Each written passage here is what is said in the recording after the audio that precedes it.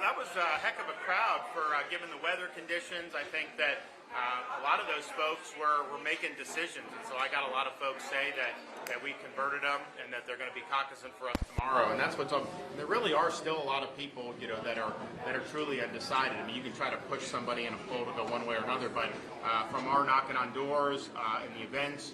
We obviously have built a great group of supporters that are going to turn out tomorrow, and then there's a lot of folks still making decisions, and I think we've made a great case. I think we're going to be in great shape to be able to capture a lot of that tomorrow at Caucus. I mean, we're organized in all these sites. We've got the precinct captains. We've got everything going on.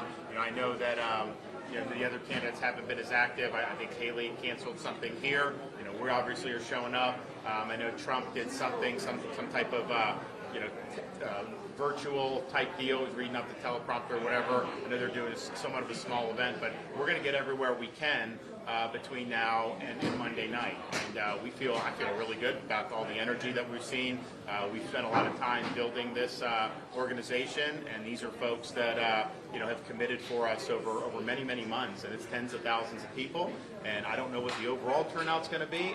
Obviously, I think the weather is going to impact it, but I think our folks are turning out, and that'll be good for us. Governor, question. There's a bill that was introduced in the Florida House this week that would ban most abortions at fertilization. I'm wondering if you would sign that if it hit you down. I have not seen that yet. Governor, you often say, and you said moments ago, that people won't regret it if they caucus for you. Do you think they'll regret it if they caucus for Trump? Well, here's the thing. I mean, the point I make about, like in Florida, people come up to me is I delivered for them. I over-delivered on what they expected. And I think that's what we should expect. And what Donald Trump, Chip pointed out, there were big promises made. It doesn't mean there weren't good stuff. I mean, he had good tax policy, regulatory policy. I mean, he had a lot of good policies, but the wall didn't get built, the swamp didn't get drained, the budget didn't get cut. I mean, major things. And so running on it again, I just think the chance, forget about even getting elected, the chance of that actually coming to fruition, to me, is just small. He had a chance to do it the first time. He had a Republican Congress, didn't get it done. So with me, I am only saying things that I'm going to intend to follow through on, and we will follow through, and we will be able to deliver in a really big way. Governor, one way or another, this campaign is going to come to an end. Can you and President Trump come to a position where you can support each other?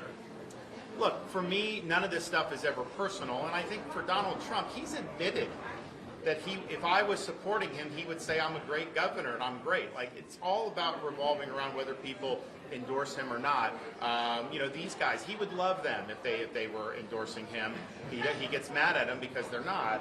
But that's just not how I roll. I don't view it personally because I know this is just basically the way they operate. I noticed that that he threw Dubuque, he threw him under the bus. It's like I've never seen a candidate run for an office and basically campaign for another candidate in the same race before, and that's what's happened. But the minute he wasn't useful, they dropped the hammer on it. So that's just kind of the way they are. But look, we're going to go forward as a party.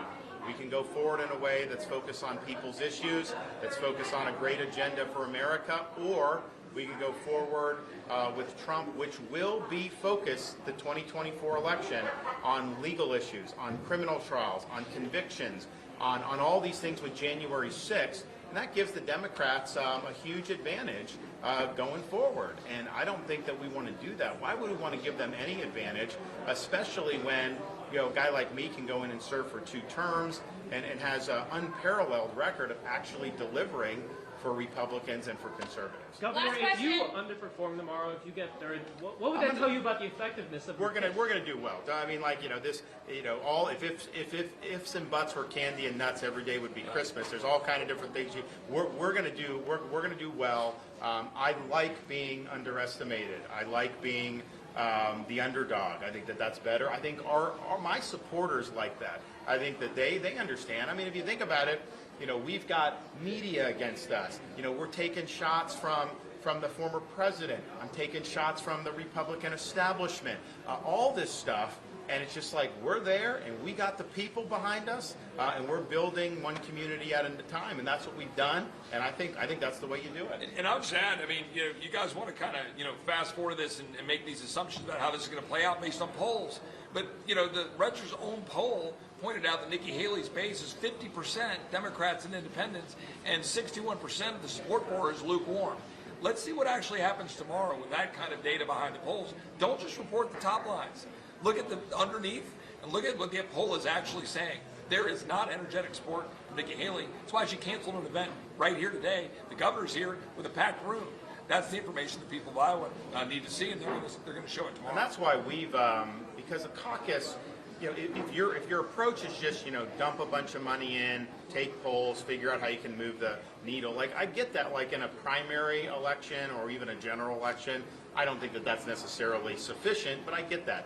But in a caucus, it's all about the organization and getting people to turn out. And that's not always easy in any caucus, but certainly in a caucus like this, where we're now going to be in the negative 20s. There's a lot of other things people can be doing. So that was why we've worked to commit people, starting with the first commit and going and doing, how many tens of thousands have we done? All the door knocks where people are seeing. And they'll tell you that we're the only operation where they're hearing from people at the door. Not hearing from Donald Trump's people, not hearing from them. I guess there's been some late stuff with some of these groups supporting Haley, but they weren't out this weekend. We have people coming from all over the country just to volunteer to knock doors in the middle of a blizzard. People that are making phone calls and doing that. So we've been doing that, and that's how you do it, because nobody can predict what the electorate is ultimately going to look like tomorrow. You just can't do it, given these conditions and given everything that's going on. So the best thing for us to do is not to get caught up in that, but just keep doing what we've been doing, turn out these folks. They're fired up, they're ready to go, I'm fired up, I'm ready to go, and that, I think, is how you have a really good night. So we're looking forward to that. Thanks. Is your campaign going to help drive people to the polls?